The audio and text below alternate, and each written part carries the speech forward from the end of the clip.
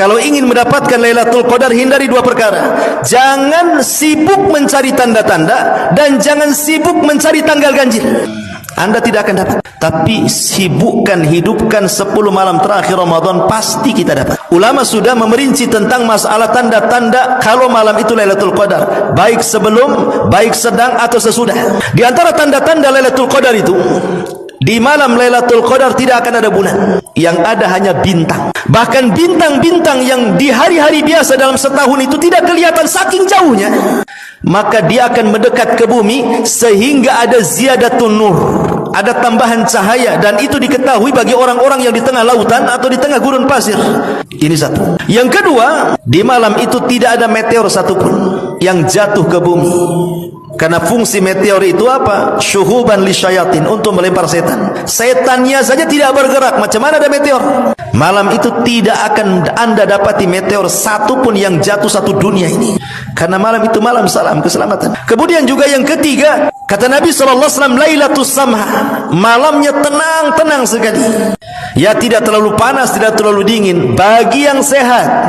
Kemudian juga, apakah harus seperti itu? Maksudnya cuacanya sepoi-sepoi, angin tidak terlalu kencang, senang. Enggak, terkadang Lailatul Qadar pun bisa terjadi dengan hujan deras.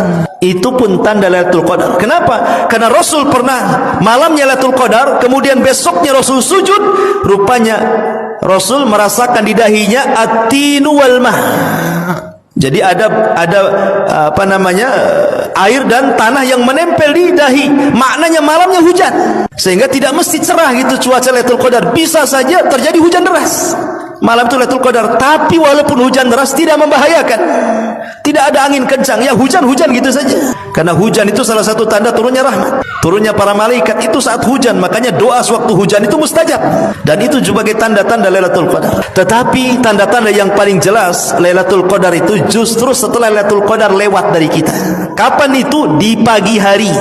Malamnya Lailatul Qadar, paginya itu tanda-tanda yang paling jelas. Apa itu? Anna syamsa la syia'a fi, matahari cahayanya tidak terlalu menyorot, maknanya sedikit redup sehingga kita bisa melihatnya. Imam Ibnul Qayyim memberikan alasan kenapa matahari di malam Lailatul Qadar itu kok cahayanya berbeda dengan setiap hari terbitnya. Ada 3 alasan kata beliau. Yang pertama, karena malam Lailatul Qadar itu penuh dengan malaikat, sehingga di pagi hari malaikat itu mereka naik ke langit.